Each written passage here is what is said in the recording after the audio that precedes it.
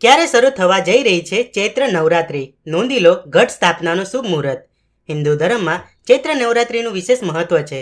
પંચાંગ અનુસાર એક વર્ષમાં કુલ 4 નવરાત્રી હોય છે, જેમાંથી 2 ગુપ્ત નવરાત્રી હોય છે, જે તંત્ર સાધના માટે શ્રેષ્ઠ માનવામાં આવે છે. અન્ય 2 નવરાત્રીને ચૈત્ર અને શારદીય નવરાત્રી કહેવામાં આવે છે. તેવી જ રીતે ચૈત્ર માસમાં શુક્લ પક્ષની પ્રતિપદા તિથિથી શરૂ થતી નવરાત્રીને ચૈત્ર નવરાત્રી કહેવાય છે. 9 દિવસ સુધી ચાલનારી આ નવરાત્રીમાં દેવી દુર્ગાના 9 સ્વરૂપોની પૂજા કરવાની વિધિ છે.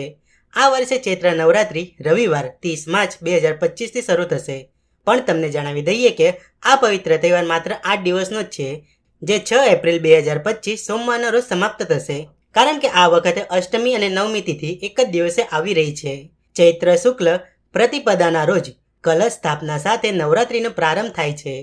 કલશની સ્થાપના પછી જ દેવીના સ્વરૂપોની પૂજા અને વ્રત શરૂ થાય છે. આ વખતે ચૈત્ર નવરાત્રિની પ્રતિપદા તિથિ 29 માર્ચે સાંજે 4:27 શરૂ થશે અને તિથિનું સમાપન 30 માર્ચ બપોરે 12:49 પર થશે. એટલે કે આ વખતે કલશ સ્થાપના માટેનો શુભ સમય 30 માર્ચે સવારે 6:13 થી સવારે 10:22 સુધીનો રહેશે. આ દિવસે અભિજીત મુહૂર્ત બપોરે 12:01 થી 12:50 સુધીનો રહેશે. તમે આ સમય દરમિયાન પણ ઘટ સ્થાપન કરી શકો છો.